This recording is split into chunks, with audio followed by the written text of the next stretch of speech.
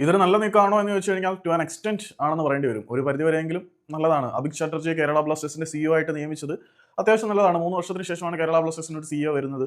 അപ്പം ഇനി നിഖിൽ ബി നിമ്മഗത എന്ന് പറയുന്ന കേരള ബ്ലാസ്റ്റേഴ്സിന്റെ നിലവിലെ എല്ലാമായിട്ടുള്ള പുള്ളി എല്ലാമായിട്ട് തന്നെ തുടരും. പക്ഷേ പുള്ളി ഒരു നോൺ പ്ലേയിങ് സ്റ്റേറ്റ് ആക്ടറിനെ പോലെ ആയിരിക്കും ഇനി ഉണ്ടായിരിക്കുക. ക്ലബിന്റെ ഓണർ, ബ്രാൻഡ് നെയിം അല്ലെങ്കിൽ ആ ഫേസ് ഒക്കെ നിഖിൽ തന്നെ ആയിരിക്കും. അത് നിഖിലിനെ ക്ലബിന്റെ ഫേസ് ആയിട്ടിരിക്കണം എന്ന ആഗ്രഹമുള്ളതാണ്. അത് പലതവണ വ്യക്തമായിട്ടുള്ളതാണ്.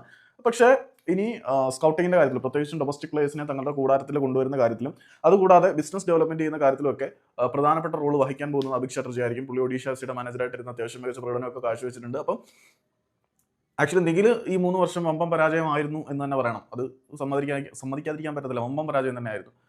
പിന്നെ കരോലിൻസ് കിംഗ്സിൻ ഉണ്ടായത് കൊണ്ട് മാത്രം മെയിൻറ്റെയിൻ ചെയ്യപ്പെട്ടു പോയതാണ് ഈ ഒരു ക്ലബിന്റെ പരിപാടിയും കാര്യങ്ങളൊക്കെയാണ്. ഇനി അഭിക് ചാറ്റർജി വലിയ മാങ്ങാത്തൊലിയാണ് തേങ്ങാക്കൊലയാണ് എന്നൊന്നും പറയുമല്ല. ഈ അഭിക് ചാറ്റർജി ഒഡീഷയിൽ നിന്ന സമയത്ത് ഒഡീഷ ഒരു സൂപ്പർ കപ്പ് എടുത്തു. പിന്നെ അത്യാവശ്യം നല്ല പ്ലേയേഴ്സിനെ കൊണ്ടുവരാൻ പറ്റി എന്നുള്ളതൊക്കെ നേട്ടം തന്നെയാണ്.